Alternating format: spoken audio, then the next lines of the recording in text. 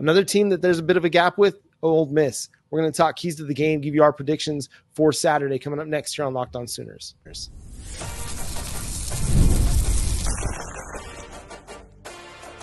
You are Locked On Sooners, your daily podcast on the Oklahoma Sooners. Part of the Locked On Podcast Network, your team every day. Again, thanks for making Locked On Sooners your first listen every single day. Again, shout out to all the everydayers out there. Ole Miss, Oklahoma, down in the SIP, Oxford. Second meeting all time. Their first at the end of the first season of the Bob Stoops era. A close little contest in the Independence Bowl, Jay. So what do you think is a key to this game as the Oklahoma Sooners go on the road to take on arguably one of the best defenses in the country in Ole Miss? There's really only one thing, if you want me to be honest, John. Protect the ball. Turnovers. Turn the ball over, it's over for you. You're cooked. It's a done deal. Finito. Finished. We have to protect the ball. If we can go out there with Jackson Arnold and this entire offense, and if we get Deion Burks or not, if you even just play any of the current receivers, if Jacob Jordan decides he wants to show up for a second time, and Brennan Thompson gets open on a deep pass, J.J. Hester actually catches a pass deep for a second time.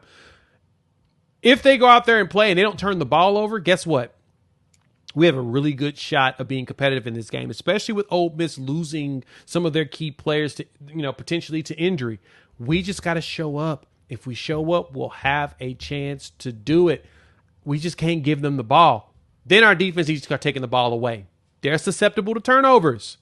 We saw that against Texas. They're susceptible to turnovers. We got a pick on the first possession.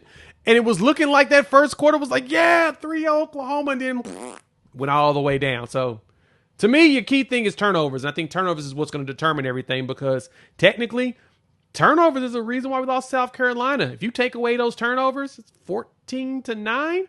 That's a lot more palatable in comparison to 35-9. Yeah, it's a big difference. You take those 21 points off the board and another 3 because they got that field goal with a short field against Oklahoma.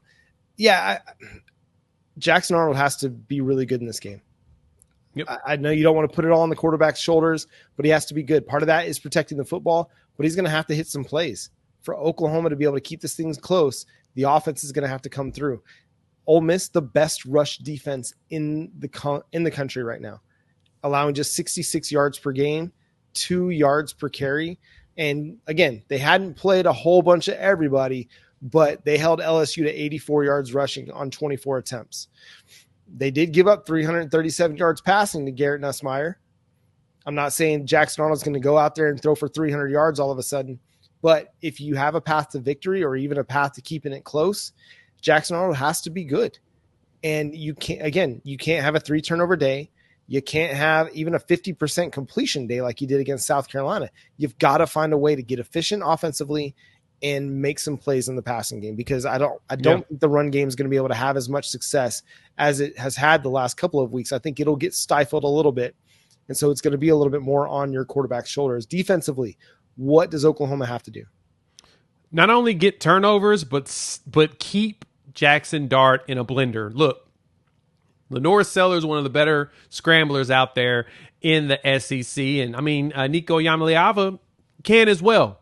Jackson Dart be running. That dude, there's nothing deceptive about him and his speed and his ability to move. That dude can scoot.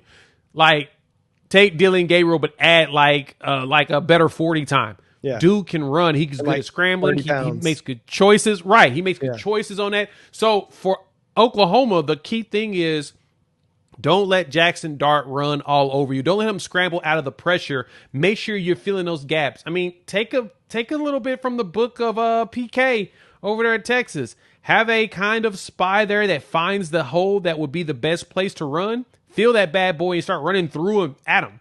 That way he has nowhere to go. Hopefully you get some Robert Spears Jennings blitzes in there and get him to get on the backside and get the hit, or even the front. You don't want to get caught with him being able to move around a lot. That's what he's really good at.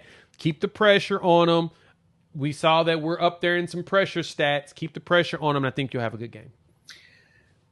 Stay assignment sound. Simon Sam. Stay consistent.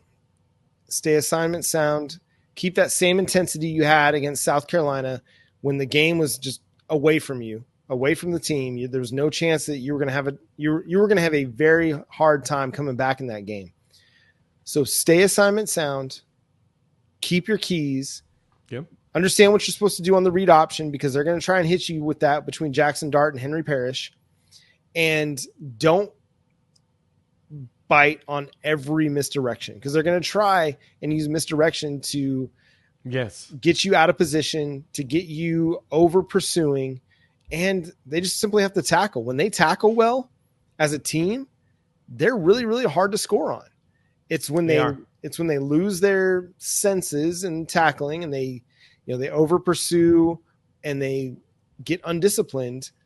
That's when Oklahoma's defense can get taken advantage of. Can they slow Ole Miss down? We'll see.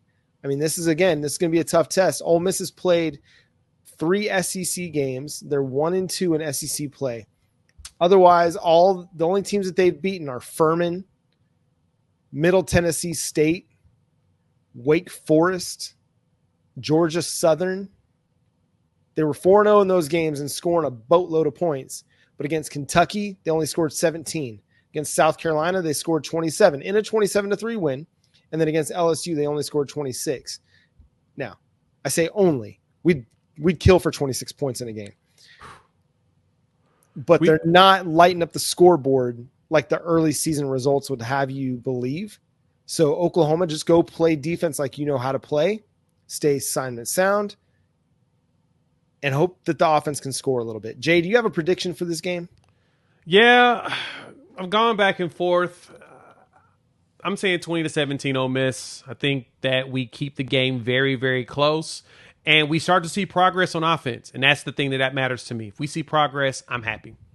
Yeah, I feel like it's going to be – I think Oklahoma is going to have a chance to get to 17. I'm kind of with you on that. Maybe a couple touchdown drives and a field goal. But, yeah, I think Ole Miss – They win this one, and they win it convincingly because they need the win. They have to get on the right track in SEC play if they want to have any shot at making the college football playoffs. So I'm going to sit here and say Ole Miss 31, Oklahoma 17, and probably not a game that is particularly close in the fourth quarter, but maybe it is. You know me, I'm the optimistic one in Oklahoma Sooner fandom and coverage. I'm having a hard time being optimistic right now. And the 31 points, again, it could come down to a short field for Ole Miss where they get a turnover or a special teams blunder or something happens that gives them a short field and puts the defense in a bad spot. Just going to be a tough environment, a tough road game for the Oklahoma Sooners, a tough matchup against arguably the best defense in college football. And we've seen what it's gone like when Oklahoma played Texas, when Oklahoma plays South Carolina, and when Oklahoma's played Tennessee. 3 really, really good defenses, and it hasn't gone well. So that's where I'm at. Any final thoughts there before we get out of here, Jay? Hopefully we show up. Hopefully we see a difference with this offense now that Kevin Johns and Joe John Finley are running things. And I'm hoping that I am wrong once again and featured more heavily on freezing cold takes again next week. But that's going to do it for today's episode of Locked On Sooners. Thanks so much for tuning in, being a part of the show. Subscribe to the show wherever you get your podcasts, free and available on all podcast platforms and on YouTube. So hit that notification bell to let you know when new episodes drop. Follow Jay at Unfair Sports. Also, go check out his channel, Unfair Sports, on YouTube. Follow me at John 9 Williams, and the show is at Locked On Sooners on all the social media platforms as well. You can read my work covering the Sooners over at SoonersWire.com. But until next time, he's Jay Smith. I'm John Williams. Boomer Sooner.